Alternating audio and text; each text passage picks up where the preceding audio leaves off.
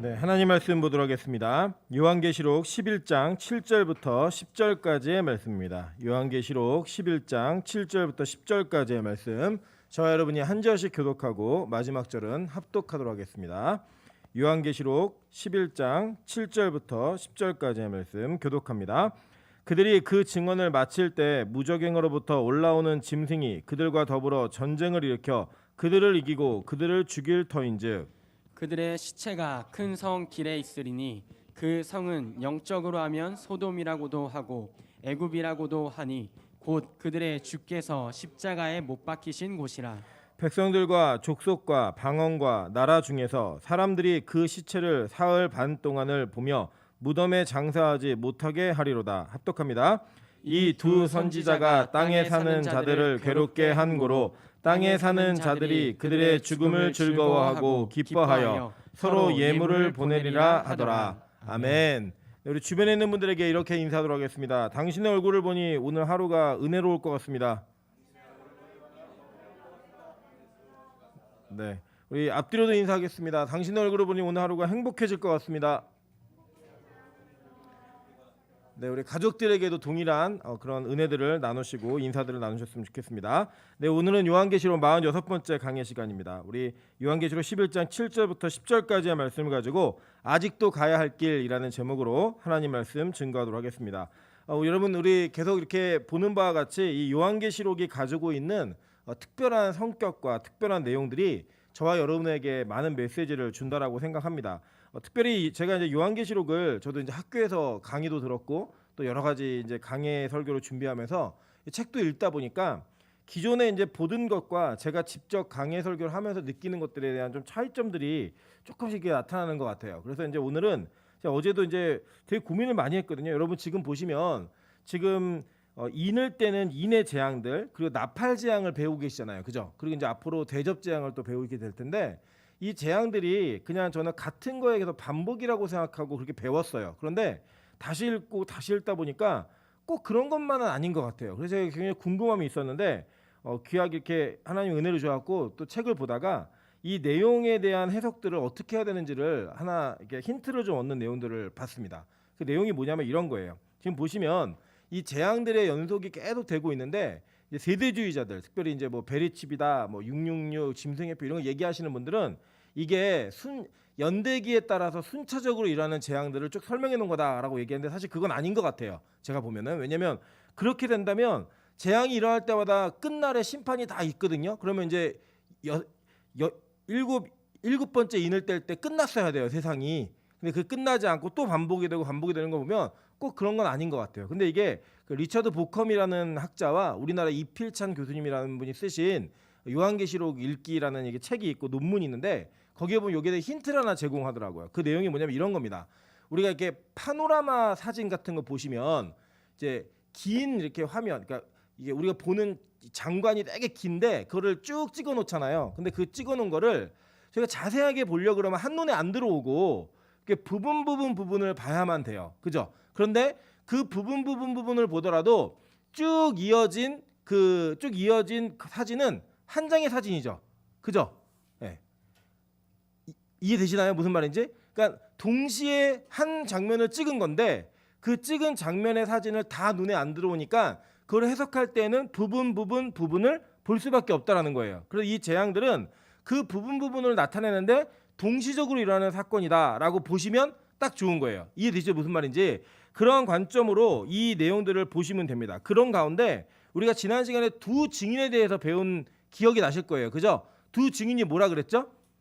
교회라고 얘기했어요. 그죠? 교회라고 얘기했는데 이 두 증인이 처음에 초반에는 어떤 일이 있었냐면 하나님으로부터 부여받은 권세로 인하여서 이제 1260일, 그죠? 그리고 시간으로 따지면 개월로 따지면 42개월, 그죠? 연수로 따지면 3년 6개월 동안 하나님이 주시는 은혜 가운데 이 권세를 받고 이 세상에서 복음을 증거하는 사명을 지닌다라고 얘기했습니다. 그죠? 그런데 마지막 때가 되면은 이제 어떤 일이 벌어지냐면 증언을 마치고 난 다음에 이제 그 교회의 복음 전도의 사명이 마치고 난 다음에 무저갱으로부터 짐승이 올라온다는 거예요. 그 짐승이 올라와 가지고 어떤 일을 하느냐? 그들과 그 두 증인 즉 교회와 더불어서 전쟁을 일으키고 그들을 이기고 그들을 죽일 터인즉이라고 얘기하는 거예요. 자, 여기 보면은 이 요한계시록 안에서 지금 두 교회가 마지막 증언 복음의 사명을 마치게 됐을 때 어떤 일이 벌어질지 얘기하고 있는 겁니다. 그러니까 즉 이건 무슨 얘기하는 거냐면 예수님의 재림이 가까우면 그 재림이 가까울 때 교회에 대한 핍박이 극심해지고 그 극심해진 핍박으로 인하여서 교회가 죽는 일들이 벌어진다는 거예요. 교회 세력이 약해지고 교회가 무언가 이 땅에서 자꾸 핍박과 환난과 이 고난을 당하는 일들은 너무나 자연스러운 일이라는 거예요. 그러니까 여러분 사실 우리가 막 뭐 복음 전하면서 이 세상을 변화시키자 이런 얘기들 많이 하고 기도도 합니다. 그런 기도하는 거 잘못된 건 아니에요. 그런데 중요한 것은 뭐냐면 요한계시록에 의하면 마지막 종말 때에는 교회의 힘이 강해진다 약해진다? 약해진다예요. 왜냐? 세상이 교회를 이긴 것처럼 보이는 거예요. 그래서 그러한 환경들과 그러한 상황들은 지금 이 마지막 때에 우리도 겪고 있지만 지금 이 초대교회 성도들도 동일하게 겪고 있는 거예요. 왜냐? 그들이 살던 시대에는 예수 믿는 것 때문에 진짜 죽었거든요. 예수 믿는다고 얘기하는 것 때문에 사자에게 찢겨야 됐고 불에 태워 죽이든 그런 일들이 막 벌어졌으면 눈앞에서. 그런데 하나님이 그들을 지켜주지 않고 그냥 죽이는 것처럼 보였더라는 거예요. 여러분 이 시대엔 그런 일이 없나요? 성도들에게도 어려움이 있어요. 그죠? 뭐 경제적인 어려움이 있을 수도 있고요. 건강에 어려움이 있을 수 있고 가정이나 환경에 어려움이 없지 않잖아요. 그런 나쁜 일들, 특별히 우리가 안 일어났으면 좋겠다라고 생각하는 일들이 성도들에게도 벌어지더라는 거예요. 예수 믿는 것 때문에 직장에서 뭔가 불이익을 당한다든지 예수 믿는 그것 때문에 여러분이 살고 있는 환경과 가정 속에서 많은 환난과 핍박을 겪게 되는 경우가 지금도 비일비재하게 있더라는 거예요. 근데 그게 뭐냐? 마지막 때에 오는 사인이라는 거예요. 그래서 지금 예수님이 승천하신 이후부터 지금까지는 말세예요. 그냥 언제 오셔도 이상하지 않은 시대라고요. 그 시대 속에 일어나는 일들을 지금 요한은 자기가 환상으로 보고 우리에게 말하고 있다라는 거예요. 자, 그 증거들을 보면 이 요한계시록에서 이런 내용들을 자주 얘기하는 것을 보게 됩니다. 계시록 20장 3절에 이렇게 얘기합니다. 무적행에 던져 넣어 잠그고 그 위에 임봉하여 천년이 차도록 다시는 만국을 미혹하지 못하게 하였는데 그 후에는 반드시 잠깐 노일이라 라고 얘기해요. 뭐가요? 짐승이 사탄이. 계속 볼게요. 계시록 20장 7절부터 10절입니다. 천년이 참에 사탄이 그 옥에서 놓여 나와서 땅의 사방 백성 곡과 마곡을 미혹하고 모아 싸움을 붙이리니 그 수가 바다의 모래 같으리라. 그들이 지면에 널리 퍼져 성도들의 진과 사랑하시는 성을 두르매 하늘에서 불이 내려와 그들을 태워버리고 또 그들을 미혹하는 마귀가 불과 유황못에 던져지니 거기는 그 짐승과 거짓 선지자도 있어 세세토록 밤낮 괴로움을 받으리라 라고 얘기해요. 자, 계시록 17장 7절부터 8절도 이렇게 얘기합니다. 천사가 이르되 왜 놀랍게 여기느냐? 내가 여자와 그가 탄 7머리와 10뿔 가진 짐승의 비밀을 내게 이르리라. 내가 본 짐승은 전에 있었다가 지금은 없으나 장차 무정행으로부터 올라와 멸망으로 들어갈 자니 땅에 사는 자들로서 창세 이후로 그 이름이 생명책에 기록되지 못한 자들이 이전에 있었다가 지금은 없으나 장차 나올 짐승을 보고 놀랍게 여기리라 라고 얘기해요. 자, 여기 보니까 지금 성경의 요한계시록에서 뭘 얘기하고 있냐면 요한계시록에서는 하나님의 은혜와 하나님의 영광이 이 땅 가운데 드러나는 것은 확실히 정해져 있는 거예요. 그죠? 종말에 하나님이 이 땅에 재림해서 오시면 그 모든 영광이 만세세에 다 드러나게 되어 있습니다. 그런데 그 전에 일어나는 현상들을 얘기해주고 있는데 그 현상 가운데 결박당한 자가 무적행에 갇혀있던 자가 잠시 잠깐 올라오는 일이 있다라는 거예요. 하나님이 허락하신다는 거예요. 여러분, 제가 요거는 제가 옛날에 봤던 데일리 뭐 이렇게 오늘의 양식이라고 하는 이렇게 데일리 브레드라고 하는 그 소책자에서 어떤 선교사님이 간증의 글을 쓰신 거 봤는데 이 예화로 이해하시면 딱 좋을 것 같아요. 그분이 이제 인도네시아 선교사님이셨는데 밤에 집에서 자고 있는데 인도네시아 더운 지방은 집을 견고하게 짓지 않습니다. 통풍도 잘 돼야 되고 시원시원해야 되니까 대충 이렇게 지는데 거기에 뭐가 들어왔냐면 아나콘다가 들어왔대요. 아나콘다 아시죠? 큰 뱀이 들어왔는데 이 선교사님은 너무 놀래가지고 이제 한국 선교사님은 아니에요. 한국 선교사님 아닌데 소유하고 있던 총을 가지고 이 아나콘다의 뱀의 머리에 갖다가 총을 빵 하고 쐈대요.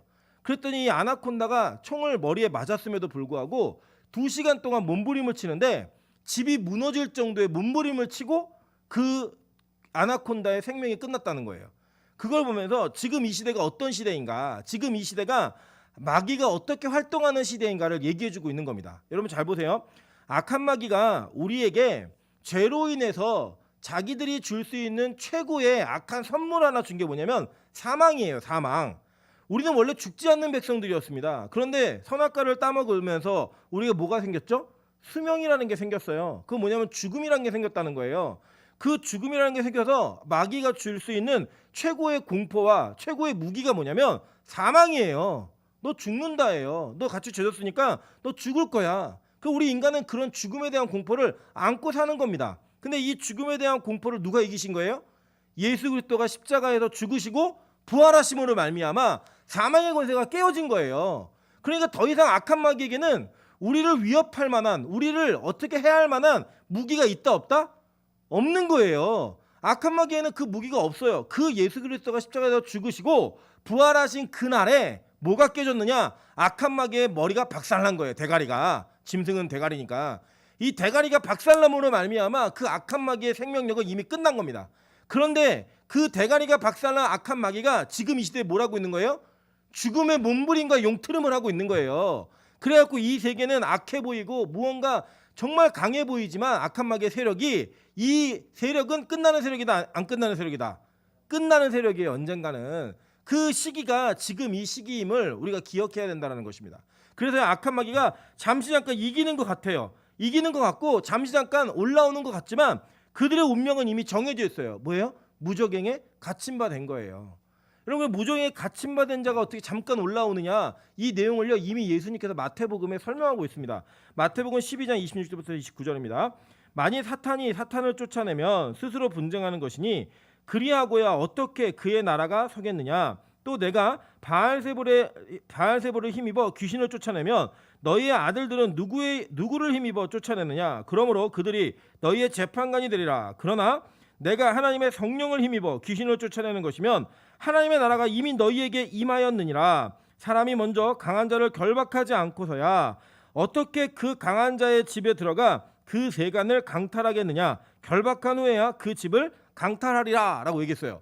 자, 여기 보면 이게 어떤 장면이냐면 예수님께서 귀신 들린 사람들을 막 고치니까 바리새인들이 뭐라고 얘기했냐면 저가 바알세불, 그러면 이게 마귀의 힘을 입어 마귀를 쫓아낸다라고 얘기한 거예요. 그때 예수님이 야, 마귀가 어떻게 마귀를 쫓아내? 그런 분쟁은 자기들끼리 하면 나라가 무너지지 않겠니? 이건 그렇게 하는 게 아니야. 그러면서 설명해 주신 게 뭐냐면 어떤 사람을 세간을 강탈한다, 무언가를 빼앗아 오려면은 그 강한 자를 먼저 결박하고 나서야 그 일이 가능하다예요. 그죠? 그러니까 우리가 뭐냐면 예수님이 무슨 표현을 쓰신 거냐면 예수님이 성령으로 마귀를 제압하고 내쫓았을 때에는 그 세간을 강탈해 온 거예요. 그죠? 그런데 강탈해 온 건데 그 영혼을 강탈해 올 때, 그 강탈이라는 단어가 나쁜 단어로 쓴 게 아니에요. 지금 영혼을 건져 온 거예요. 건져 왔을 때 뭘 했겠느냐? 그 강한 자 마귀를 먼저 결박했다예요. 그래서 여러분, 이 시대 속에 저와 여러분이 구원의 은혜를 입은 거는 하나님의 십자가의 능력으로 뭘 하신 거예요? 악한 마귀의 세력을 무저갱에 결박시켜버린 거예요. 결박시키고 저와 여러분 하나님께서 건져 오신 거예요. 그 건져 오신 그 이후에 어떤 일이 벌어졌냐면 악한 마귀 그 짐승이 슥 하고 잠깐 올라온다는 거예요. 근데 이 무저갱에 갇힌 짐승이 정체가 뭐냐 한번 보도록 할게요. 계시록 11장 7절에 이렇게 얘기했죠. 오늘 이건 본문이에요. 그들이 그 증언을 마칠 때 무저갱으로부터 올라오는 짐승이 그들과 더불어 전쟁을 일으켜 그들을 이기고 그들을 죽일 터인즉이라고 얘기해요. 자, 그런데 여기서 말하고 있는 무저갱은 헬라어로는 아비소스라는 단어입니다. 이 단어가 어떠면 밑빠진 무한한 악마들이 거하는 거처, 여기를 얘기하는 거예요. 거기로부터 짐승이 올라왔는데 그 짐승을 얘기할 때 성경에는 그냥 우리 한글 성경에는 짐승이라고 표현되어 있지만 헬라어 원어 성경에는 아우토스라고 하는 그라고 하는 그 정관사가 붙어 있어요. 그러니까 그 짐승이에요. 우리가 다 알고 있는 그 짐승. 이 짐승은 헬라어는 데리온이라는 단어인데 그러니까 위험한 짐승, 그냥 야생 짐승이라고 이해하시면 돼요. 우리가 보통 이렇게 야생에 있는 짐승들을 위험하다고 얘기하잖아요. 그럼 위험한 짐승을 얘기할 때 이 데리온이라고 하는 단어를 씁니다. 자, 그런데 보세요. 창세기 3장 1절에 뭐라고 얘기하냐면 그런데 뱀은 여호와 하나님이 지으신 들짐승 중에 가장 강교하니라. 아까 뭐라고 했죠? 야생짐승이라고 그랬죠? 그 들짐승이에요. 그러니까 지금 여기서 그 짐승이라는 거 말하는 것은 창세에 천지창조 이후에 에덴 동산에서 아담과 하와를 꼬셔서 그들이 타락과 범죄를 하게 만들었던 그 짐승, 그게 누구예요? 바로 악한 마귀의 정체, 이 짐승의 정체라는 거예요. 계속 볼게요. 다니엘서 7장 2절부터 7절입니다. 다니엘이 진술하여 이르되 내가 밤에 환상을 보았는데 하늘에 네 바람이 큰 바다로 몰려 불더니 큰 짐승 넷이 바다에서 나왔는데 그 모양이 각각 다르더라. 첫째는 사자 같은데 독수리 날개가 있더니 라고 얘기해요. 좀 밑으로 내려가서 둘째는 곰과 같은데 그것이 몸 한쪽을 들었고, 자 셋째 다른 짐승은 곧 표범 같은 것이 있는데 라고 얘기해요. 그죠? 그리고 이제 맨 마지막 네 번째 짐승은 무섭고 놀라우며 또 매우 강하며 또 새로 된 큰 이가 있어서 먹고 부서뜨리고 그 나머지를 발로 밟았으며 이 짐승은 전에 모든 짐승과 다르고 또 뭐가 있어요? 10뿔이 있더라 라고 얘기해요. 그죠? 아까 우리 계시록 17장 7절부터 8절에 보셨죠? 이 짐승이 올라갈 때 뭐가 있었어요? 그가 탄 7머리와 10뿔 가진 짐승 이제 얘기하죠. 그죠? 그러니까 지금 요한은 다니엘서에 나타나 있는 그 환상과 계시를 봤던 다니엘의 환상과 동일한 거의 비슷한 환상을 보고 있는 거예요. 그래서 그 환상을 통하여서 지금 이 짐승의 모습을 보고 있는 겁니다. 자, 그런데 다니엘서에서는요 이 짐승이 뭔지를 해석을 해줘요. 자, 볼게요. 다니엘서 7장 17절부터 26절입니다. 그 네 큰 짐승은 세상에 일어날 네 왕이라 라고 얘기합니다. 여러분, 그래서 이 다니엘서는 저희가 나중에 한번 배울 기회가 있을 텐데 다니엘서는 구약의 계시록이에요. 사실 선지서이지만 그래서 이 종말에 대한 이야기를 하는데 이 다니엘이 얘기했던 네 왕들은 여러분이 잘 배우셨던 분도 계시겠지만 이 로마, 헬라 순서대로 얘기하면 뭐 헬라, 로마 그리고 그 이후에 나타난 여러 강국의 왕들 얘기하면서 이 전체 제국들에 대한 이야기를 하고 있는 예언이에요. 그래서 실제로 여러분 다니엘서 7장이나 11장을 해석하는 사람들, 특별히 성경을 하나님의 말씀 믿지 않는 사람들은 뭐라고 얘기하냐면 다니엘서는 역사의 사건이 다 일어난 다음에 후에 그거를 재해석해서 기록한 책이다라고 얘기해요. 왜 그렇게 얘기하느냐? 너무 정확하게 맞는 거예요.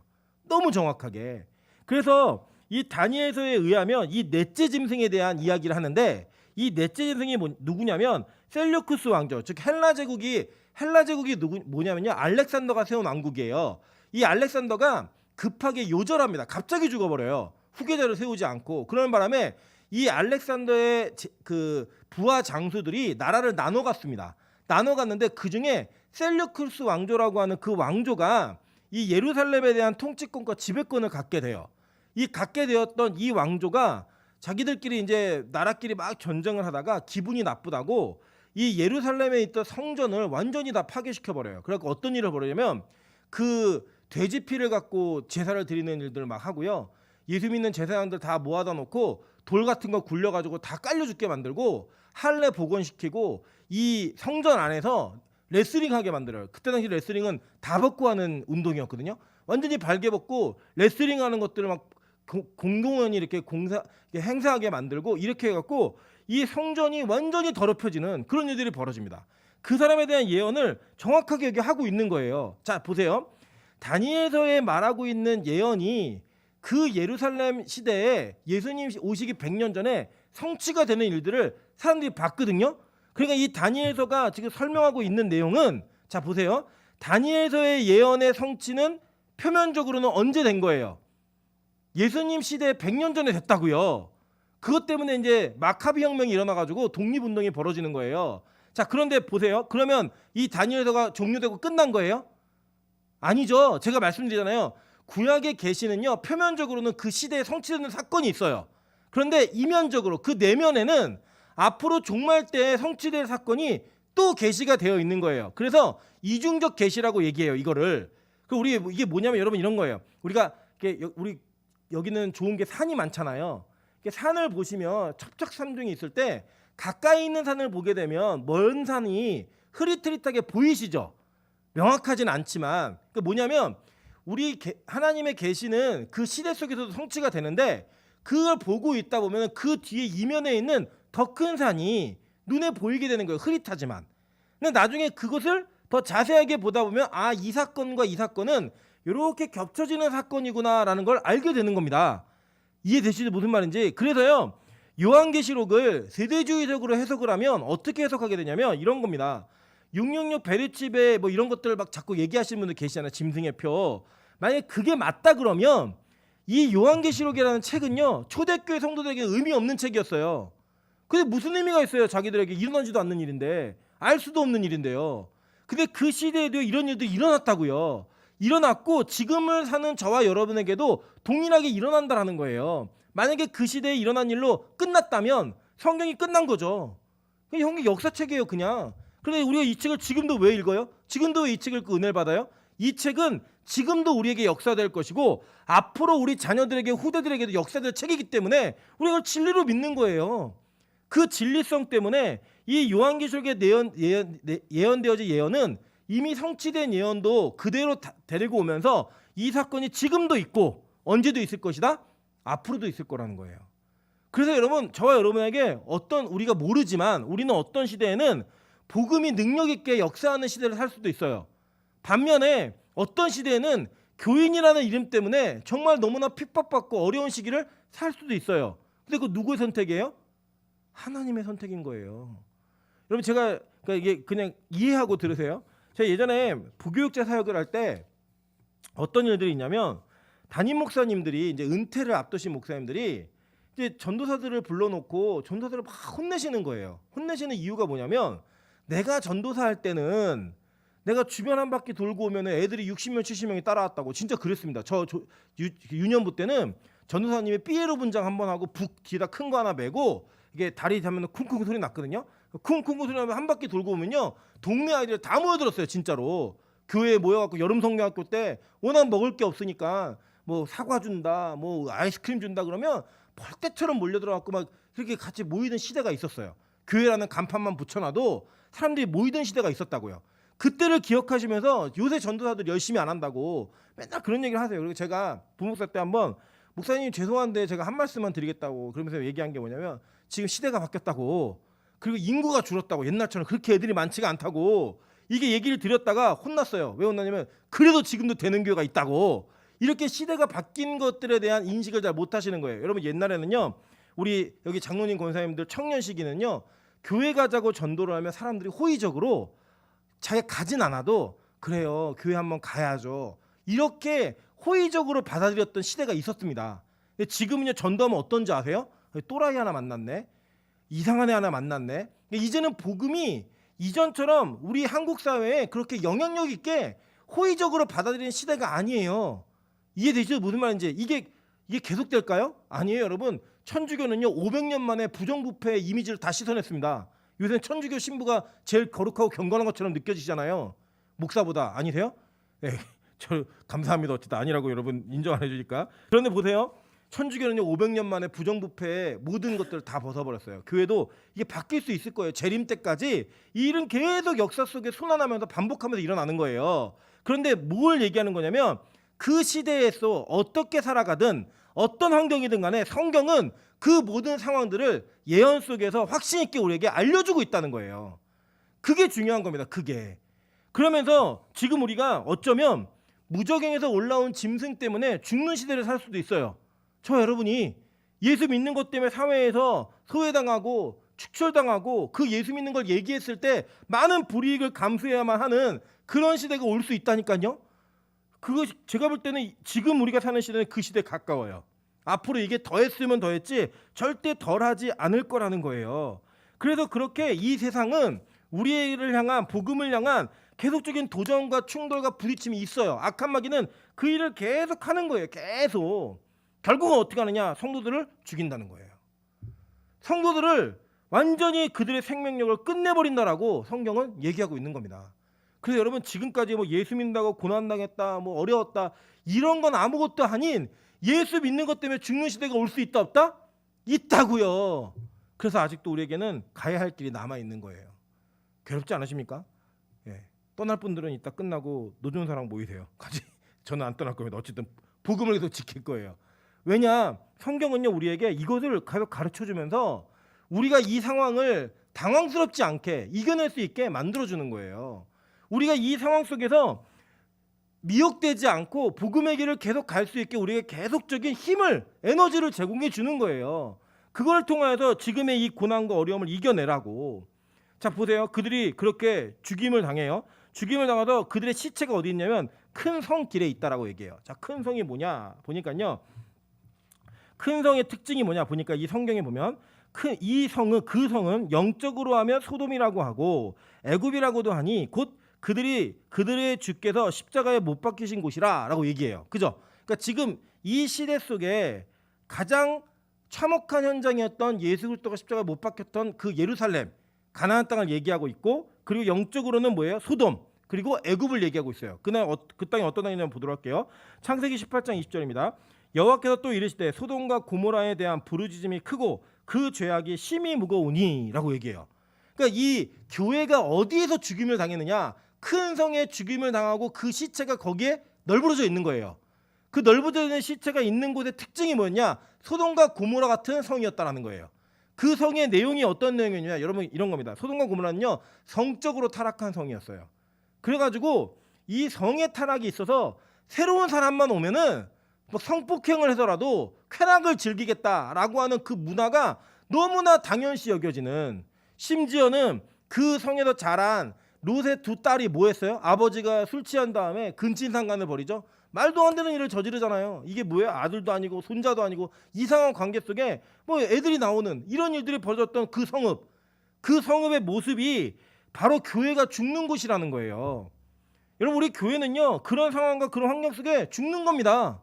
같이 협력해서 동조하는 것이 아니라 죽임을 당할지라도 시체로 널브러지더라도 그곳에서 협조하지 않고 그곳에서 죽는 것이 우리의 사명일 수 있다는 거예요. 애굽은 어떤 땅이었죠? 애굽은요 이사야 30장 1절부터 3절입니다. 여호와께서 이르시되 패역한 자식들은 화 있을진저 그들이 개교를 베푸나 나로 말미하지 아니하며 맹약을 맺으나 나의 영으로 말미하지 아니하고 죄를 더하도다. 그들이 바로의 세력 안에서 스스로 강하려 하며 애굽의 그늘에 피하려 하여 애굽으로 내려갔을 때 나의 입에 묻지 아니하였도다. 그러므로 바로의 세력이 너희의 수치가 되며 애굽의 그늘에 피함이 너희의 수욕이 될 것이라 라고 얘기합니다. 그러니까 성경에서요 애굽이라고 하는 땅은요 인본주의를 상징하는 땅이에요. 하나님이 없이 내 힘으로 살 수 있다, 내 힘으로 무언가 이룰 수 있다라고 상징하는 땅이 어디였느냐? 바로 애굽 땅인 거예요. 그 애굽 땅에서의 살아가는 모습, 그곳에서 우리는 교회는 어떻게 되는 거예요? 시체가 되는 거예요. 죽으라고 얘기하는 거예요. 순교의 삶을 살라고 얘기하고 있는 거예요. 여러분 이 땅에서요 우리가 사람의 힘을 자극하고 사람의 힘을 강조하는 여러 가지 문화들이 있습니다. 제가 우연히 이렇게 유튜브를 보다가 뭘 찾았냐면, 제가 예전에 그 영어학원을 열심히 다닐 때 저랑 같이 짝이었던 분이 계셨어요. 짝이었던 분이 계셨는데 이분이 굉장히 자신감이 없어요. 영어를 잘 못하시고 자신감이 없는 거예요. 그래서 이제 자기 형편을 얘기했어요. 무슨 형편을 얘기했냐면 자기가 고등학교 때 영어 선생님한테 너무 많이 맞아가지고 영어 선생님에 대한 트라우마가 있대요. 그래갖고 학교를 자퇴했대요. 그래갖고 이제 그런 내용들을 이제 나누었고 그냥 그런 상처를 못 이겨내는 분도 계시는구나라고 생각하면서 그냥 헤어졌는데, 이분이 그 29살 때까지 배달을 하다가 책을 읽으면서 자기 인생을 바꿔야겠다라고 했고, 지금은 자기가 건강하게 누군가를 세워주는 그런 것들을 막 해주는 그 연봉 1억의 강사로 전국을 다니면서 얘기하고 있는 거예요. 근데 그 내용이 뭐냐면 이런 거예요. 서브치라는 거예요. 나는 잘 될 것이다. 그 아침마다 얘기하라는 거예요. 그리고 뭐 나는 긍정의 힘으로 무언가를 이룰 수 있다. 그러면서 계속 막 얘기하는 거예요. 그걸 얘기해요. 그런데 그렇게 다니는 분에게 연봉 1억이라는 돈이 주어질 정도로 강의가 계속 들어온다는 거예요. 계속. 자기 유튜브를 계속 하고 있어요. 그 내용을 들어보면요, 그 내용이 뭐냐면 완전히 하나님 없이도 사는 삶이에요. 인본주의적인 강조를 계속하는 거예요. 그런데 여러분 저 놀란 사실은 뭐냐면 그 강의를 너무나 열심히 듣는 사람들이 진짜 많더라는 거예요. 여러분 이 세상은요, 지금 이 시대는요, 뭐 하나님을 의지해서 기도하고 뭐 주님 앞에 엎드리고 주님을 간구하고 이런 것들을 높은 가치로 평가하는 시대가 아니에요. 오히려 자기 자신의 스펙을 쌓고 자기 자신이 얼마나 노력을 해서 무언가 성공을 이루었는지를 얘기하는 것이 더욱더 사람들에게 감동을 주고 사람들을 자극해내고 사람들에게 힘을 주는 그런 시대라고요. 그게 어떤 시대예요? 애굽의 시대인 거예요. 애굽의 시대. 지금도요 기독교 안에도 이게 막 들어와 있어요.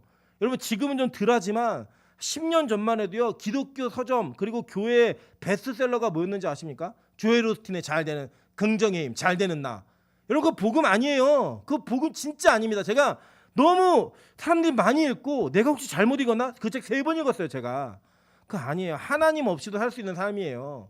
하나님께서는요 저와 여러분에게 무엇을 정해주셨느냐, 우리 인생 가운데 하나님의 계획과 뜻을 따라 사는 삶을 하나님께서 우리에게 요구하시는 거예요.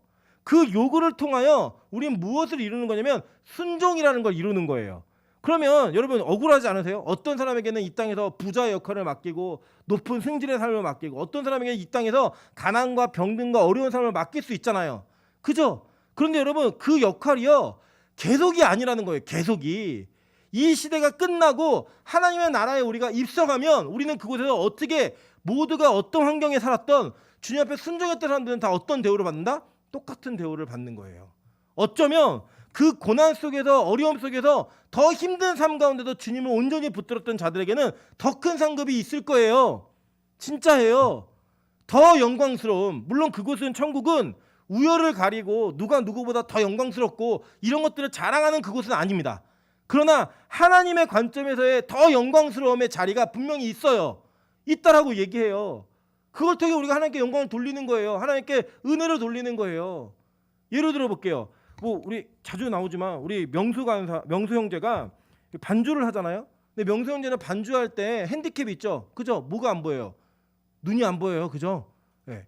눈이 가끔 우리가 잊어버리죠. 막 너무 잘 다니고 막 이래갖고 안 보이는 잘 모르는데, 안 보이는 중에 하나님을 찬양하는 그 노력을 얼마나 열심히 했겠어요. 반주도 열심히 하면서 열심히 했겠죠. 그죠? 똑같이 눈 뜬 사람이 저처럼 눈을 떴는데 못 치는 사람도 있어요. 만약에 저는 아니지만 하나님께 찬양으로 영광 돌리는 은사와 사명을 부여받았다면, 만약에 이 땅에서는 안 보이는 사람이 더 불편하고 불쌍해 보일 수 있어요. 그죠? 그런데 천국에 가서 눈에 보이는 사람이 그 사명을 담당하지 못했다. 그리고 눈이 안 보이던 사람이 그 사명을 감당하고 왔다. 하나님 누구에게 더 큰 은혜와 영광을 베푸실까요? 당연한 거 아니에요? 그죠?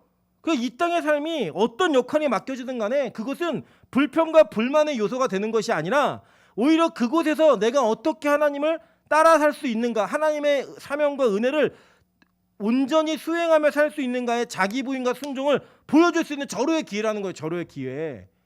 그걸 바라보면서 우리가 한 걸음 한 걸 나가는 거예요. 그래서 여러분 이 땅의 애굽의 그런 원리와 가치 속에서 우리는 뭐로 살아야 되냐면 시체로 사는 거예요. 시체로. 쟤 죽었네. 쟤 끝났네. 그렇게 살아가는 게 교회의 사명이라고 얘기하는 겁니다. 그러면서 누구를 표본으로 얘기해 줬느냐? 예수 그리스도가 십자가에 못 박히셨다는 거잖아요. 그 삶이 우리 눈앞에 있는 거예요. 그 눈앞에. 여러분 잘 기억하십시오. 예수님의 십자가의 고난은요, 저와 여러분의 인생을 풍요롭게 하기 위해 그렇게 돌아가신 게 아니에요. 이 땅에서의 삶을 부하게 만들기 위해 그 길을 가신 게 아니라고요. 예수께서 가신 그 길은 저와 여러분의 영적인 충만함과 영적인 풍요로움과 영적인 부여를 위해 그렇게 가신 거예요. 믿으십니까? 그리고 더불어서는 성경에서 뭐라고 얘기하냐면 예수님이 그렇게 가신 것은 고난의 본을 보이셨대요. 그래서 우리가 어디까지 따라오라는 거예요? 십자가에 죽을 때까지 따라오라는 거예요. 끔찍하죠, 그죠? 아유, 네, 저 전하면서도 끔찍해요. 그 길을 정말 가야 되나? 네. 그 성이 그렇다는 거예요. 그 성이 교회가 죽어서 시체로 널브러져 있던, 장사하지도 못하게 만들었던 성읍의 특징이 그거였다는 거예요. 특징이 이게 뭐예요? 저 여러분이 살고 있는 이 시대예요. 이 성을 얘기하는 거예요. 계시록에서는요 이 성을요 바벨론이라고도 많이 표현합니다. 보세요. 계시록 14장 8절입니다. 또 다른 천사 곧 둘째가 그들을 따라 말하되 무너졌도다 무너졌도다 큰 성 바벨론이요. 큰 성이라고 얘기할 때 바벨론이 붙죠. 계시록 16장 19절입니다. 큰 성이 세 갈래로 갈라지고 만국의 성도도 무너지니 큰 성 바벨론이 하나님 앞에 기억하신 바 되어 그의 맹렬한 진노의 포도주 잔을 받으매 라고 얘기해요. 계시록 18장 2절입니다. 힘찬 음성으로 외쳐 이르되 무너졌도다 무너졌도다 큰 성 바벨론이여 귀신의 처소와 각종 더러운 영이 모이는 곳과 각종 더럽고 가증한 새들이 모이는 곳이 되었도다 라고 얘기해요. 계시록 18장 21절부터 24절입니다. 이에 한 힘센 천사가 큰 맷돌 같은 돌을 들어 바다에 던져 이르되 큰 성 바벨론이 이같이 비참하게 던져져 결코 다시 보이지 아니하리로다. 또 검은 것 타는 자와 풍류하는 자와 퉁소 부는 자와 나팔 부는 자들의 소리가 결코 다시 내 안에 들리지 아니하고 어떠한 세공업자든지 결코 다시 내 안에 보이지 아니하고 또 맷돌 소리가 결코 다시 내 안에 들리지 아니하고 등불빛이 결코 다시 내 안에 비치지 아니하고 신랑과 신부의 음성이 결코 다시 내 안에서 들리지 아니하리로다. 너희 상인들은 땅의 왕족들이라. 내 복술로 말미암아 만국이 미혹되었도다. 선지자들과 성도들과 및 땅 위에서 죽임을 당한 모든 자의 피가 그 성 중에서 발견되었느니라 하더라 라고 얘기해요. 그죠? 그러니까 이러한 성읍에서 이러한 성에서 우리는 어떻게 살아가야 되는 거예요? 피 흘리고 사는 거예요. 죽으면서 사는 거예요. 그게 요한계시록에 예언되어진 교회의 사명이라고 성경 우리에게 얘기하고 있는 겁니다. 이 시대 속에서. 여러분 이렇게 피 흘리고 죽는 삶이 어떤 삶이냐면요. 이 세상과 타협하지 않는 예수 그리스도의 십자가만을 붙드는 삶을 사는 거예요. 그게 바로 저와 여러분이 걸어가야 될 길이라고 성경은 우리에게 가르쳐주고 있는 겁니다. 두 증인, 교회의 삶인 거예요. 교회의 삶. 근데 우리의 걱정과 근심은 뭐예요? 이 세상에서 어떻게 살지? 이 세상에서 내가 어떻게 살아야 하지? 이게 우리의 주된 근심 걱정이고요. 우리의 기도 제목이 다 뭐예요? 이 세상에서 어떻게 하면 잘 먹고 잘 살 수 있을까? 이런 얘기예요. 여러분들 잘 기억하세요. 진짜요. 저는요. 여러분이 복 받으시길 원해요. 여러분이 생각하는 복을 받으시길 원해요.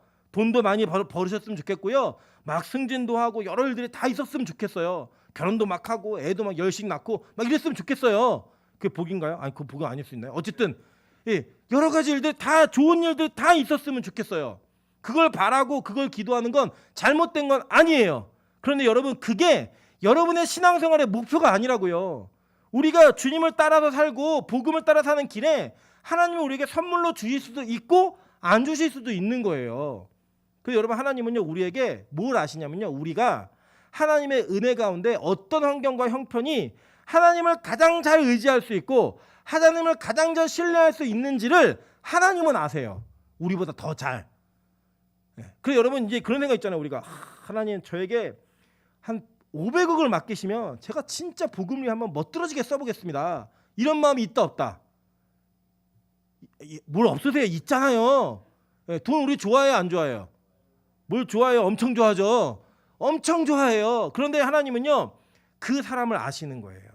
그래서 이 사람에게는 500억 아니라 5천억을 맡겨도 예배와 복음을 잃지 않을 사람이구나 라는 아시는 분에게는 그걸 허락하실 수 있어요. 근데 저하고 노전사는 안 주세요. 그거 받으면 목회 안 할 걸 아시거든요. 얼마나 뺀질대고 뭐 목회 대충 하면서 그냥 얼마나 멋지게 살지 알고 계시기 때문에 절대 주실 리가 있다 없다? 없는 거예요. 무슨 말인지 이해되시죠? 여러분 여러분 하나님이 우리가 그런 생각할 수 있잖아요. 하나님 오늘 자고 일어났을 때 너무 막 예뻐지게 해주세요. 세계 최고의 미인이 되게 해주세요. 이런 마음이 있다 없다? 나도 한번 예쁘게 살아봤으면 이런 마음이 없으세요? 있으시잖아요. 저도요 정우성 같은 얼굴로 한번 살고 싶어요. 장동건 같은 얼굴로 한번 살아보고 싶다고요. 근데 왜 그 얼굴 안 주셨을까요? 우리가 그 얼굴이면 여기 예배 안 앉아 있죠, 그죠? 전날 막 클럽 같은 데서 놀면서 여자와 남자들과 함께 즐겁게 이 시간까지 열심히 놀고 있겠죠, 그죠? 그게 우리의 인생인 거 아시고 하나님이 지금 저 여러분의 이 얼굴을 하나님 빚어주신 거예요. 이게 여러분의 최고의 선물이기 때문에. 맞아요. 그래서 우리가 저 여러분이 그런 하나님의 통치를 믿는 거예요. 이게 하나님의 최선이었구나. 이게 하나님이 나에게 주신 최고의 선물이고 최고의 환경이구나. 이걸 받아들이는 거예요. 이걸 못 받아들이니까 불평과 불만이 생기는 거예요. 하나님 왜 나는 가난하죠? 하나님 왜 나는 병들었죠? 하나님 왜 나는 이렇게 어렵고 힘들죠? 아니요. 하나님이 여러분에게 주신 은혜가 있다는 거예요. 물론 이러는 거 있죠. 아직 시기가 안 돼서 그 받을 사람인데 시기가 안 돼가지고 그 때가 열리기를 기다릴 수도 있는 거예요. 그래서 여러분 실망하지 마세요. 지금 뭐 남편이 없고 부인이 없다고 너무 실망하지 마세요. 주님이 어떤 사람을 어떻게 줄 줄 알아요. 내후년에 BTS가 결혼하자고 청혼할지 우리 어떻게 알아요? 모르는 일이잖아요. 비가 와가지고 그동안 내가 당신 얼마나 기다렸는지 아냐고. 누나 나랑 살아줘. 이럴 수 있잖아요. 그거 모르는 일이에요. 모르는 일. 그런 일들이 우리 안에 때가 안 될 수는 있지만 중요한 건 뭐냐? 하나님 정해놓으셨다는 거예요. 우리의 노력으로 바뀌지 않는다라는 거예요. 그게. 그래서요. 이 큰 성에서는 우리가 뭐 하는 거예요? 죽임을 당한 자 그 피를 흘리며 사는 거예요. 예수님처럼. 그게 바로 우리의 사명인 거예요. 근데 여기 보면요. 아주 좀 신기한 표현이 있어요. 무슨 표현이 있냐면 이 사람들이 이렇게 죽었는데 교회가 죽었는데 그 교회가 죽은 시체를 함부로 그 장사하지 못하게 한다는 거예요. 그죠? 보니까 구절 한번 보세요. 구절에 백석과 족석과 방언과 나라 중에서 사람들이 그 시체를 사흘 반 동안 보며 무덤에 장사하지 못하게 하려다라고 얘기해요. 그러니까 요 시대에요. 무덤에 장사하지 못하고 시체를 그냥 두는 것은 굉장히 치욕과 모욕을 주는 거였어요.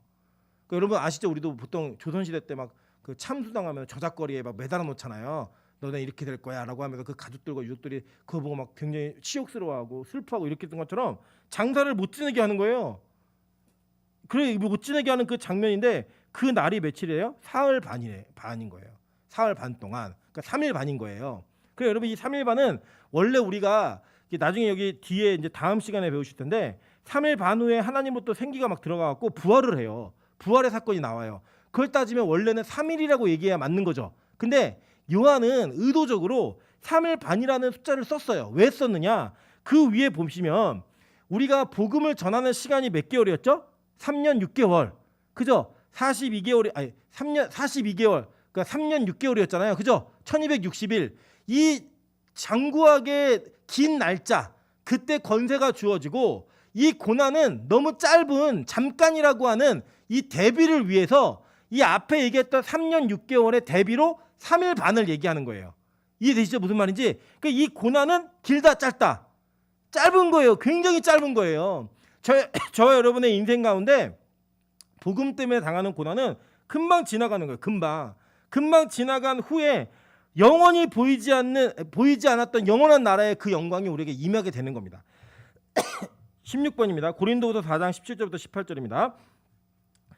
우리가 잠시 받은 환난에 경한 것이 지극히 크고 영원한 영광에 중한 것을 우리에게 이루게 함이니 우리가 주목하는 것은 보이는 것이 아니요 보이지 않는 것이니 보이는 것은 잠깐이요 보이지 않는 것은 영원함이라라고 얘기했어요. 그죠?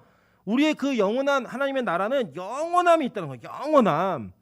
그 영원함이 있는데 자 여기서 보면요 이 두 선지자 두 증인이 죽은 것을 세상이 다 기뻐해요. 왜 기뻐하느냐 보니까 이렇게 얘기합니다. 10절에 보니까 이 두 선지자가 땅에 사는 자들을 괴롭게 한 거로 땅에 사는 자들이 그들의 죽음을 즐거워하고 기뻐하여 서로 예물을 보내리라 하더라 라고 얘기해요. 교회가 죽었는데 성도가 죽었는데 이 세상이 다 기뻐하더라는 거예요. 아이고 그놈 잘 죽었다. 그거 잘 됐네 이 얘기하더라는 거예요. 왜냐 이들이 세상을 괴롭게 했다는 거예요. 왜 괴롭게 했느냐 다른 게 아니에요. 여러분 죄인은요 그 죄를 희석시키기 위해 뭘 하느냐 자꾸 공범을 만들어요.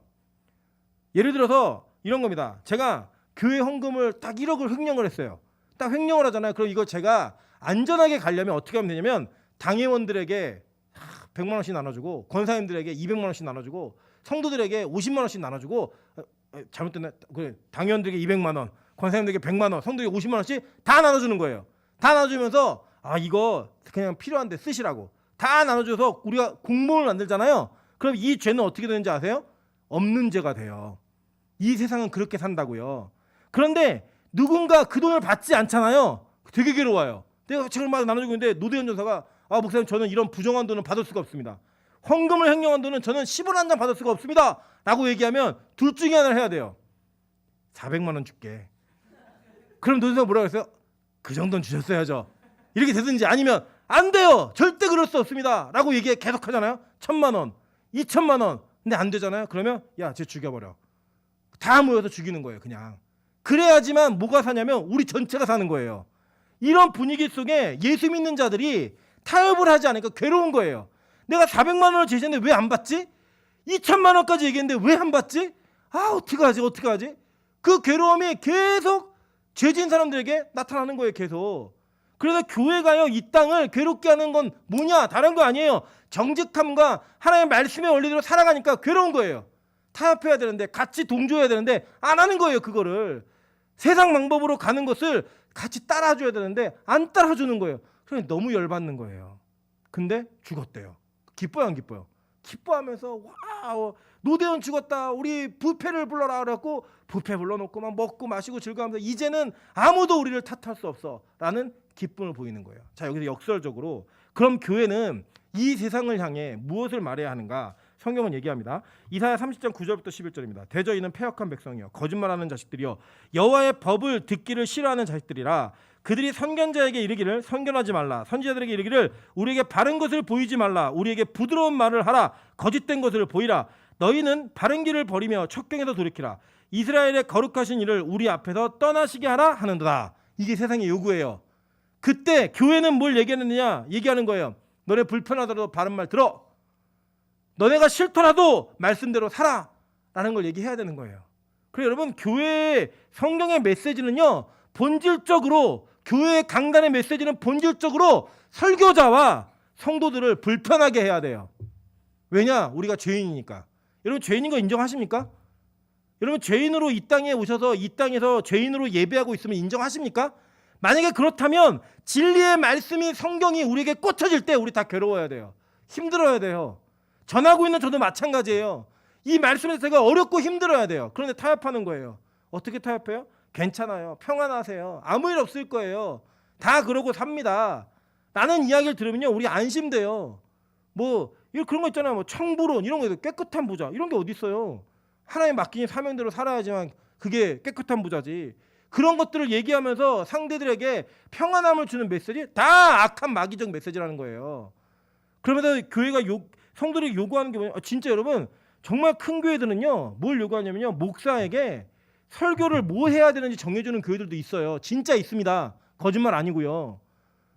그렇게 있으면 그 교회에서 살아남으려면 장로님들이 시키고 당에서 요구하는 설교를 해야 돼요. 근데 거기 왜 버티는 줄 아세요? 연봉이 어마어마해요.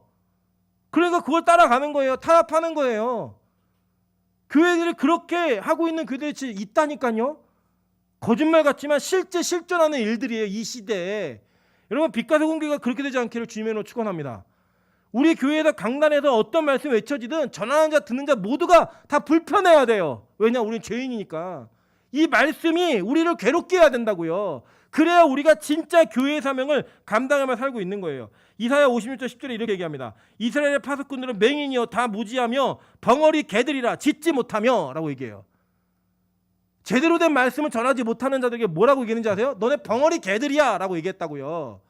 그게 지금 우리라고요. 여러분, 이게 목사에게만 있는 사명이 아니에요. 여러분도요, 이 세상으로 나가면 다 여러분의 삶의 현장에서 메신저라고요. 여러분의 삶의 현장에서 하나님의 말씀을 대언하며 삶으로 설교해가는 사람들이에요. 그래서 여러분의 인생과 삶을 통해 이 세상이 괴로워야 돼요. 왜 저러고 살아? 같이 좀 마시고 먹고 놀면서 즐겁게 좀 살지. 왜 그렇게 굳이 기도한다고 예배 드린다고 거기 그렇게 기어서 쫓아가니? 불편해야 돼요. 불편하게 하셔야 돼요. 그게 바로 성경이 우리에게 말한 마지막 시대의 교회의 모습이라고요. 세상을 괴롭게 만드는 자들. 에레미야 5장 31절에 이렇게 얘기합니다. 이 땅에 무섭고 놀라운 일이 있도다. 선지자들은 거짓을 예언하며 제사장들은 자기 권력으로 다스리며 내 백성은 그것을 좋게 여기니 마지막에는 너희가 어찌하려느냐. 진짜 어떻게 합니까? 이런 교회가 계속된다면, 이런 복음과 교회 분위기가 계속되면 어떻게 해요? 하나님, 저는 적어도요, 하나님께 우리에게 기도했으면 좋겠습니다. 하나님, 우리 빛과 소금 교회만은 그런 교회가 되지 않도록 도와주십시오. 우리 빛과 소금의 성도들과 사역자들은 절대로 이렇게 어찌하려느냐라는 책망을 듣는 자들이 되지 않도록 하나님 도와주십시오. 우리는 세상을 괴롭게 만드는 삶을 살아야 되는 거예요. 그래서 결국은 죽어요. 죽는 그 삶을 따라가는 거예요. 우리가 그것을 사는 것을 예수님은요, 참 우리에게 너무 좀 그 변명의 여지가 없게 만드시는 것 같아요. 예수님이 그런 고난의 길 안 걸으면 우리 보고 그러면 걸어 그러면 예수님 본인도 안 걸었어 왜 우리 보고 그래? 얘기하는데 예수님은요, 그 길을 본으로 보이셨다라고 성경은 너무나 정확하고 분명하게 얘기합니다.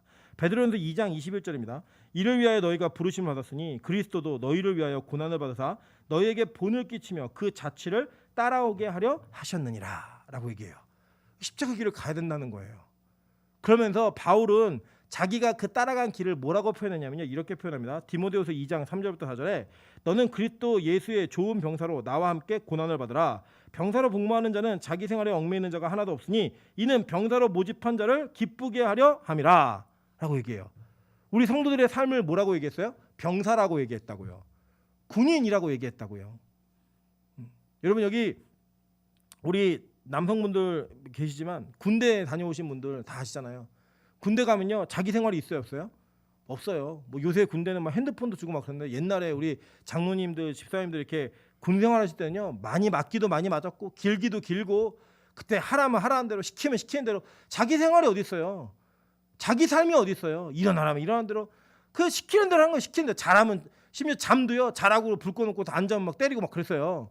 화장실도 못 가게 하고. 그랬던 그 삶의 그 내용을 바울은 그대로 들고 들어와서 우리 성도들의 이 땅에서의 삶을 얘기해요. 우리가 어떻게 살아야 되느냐.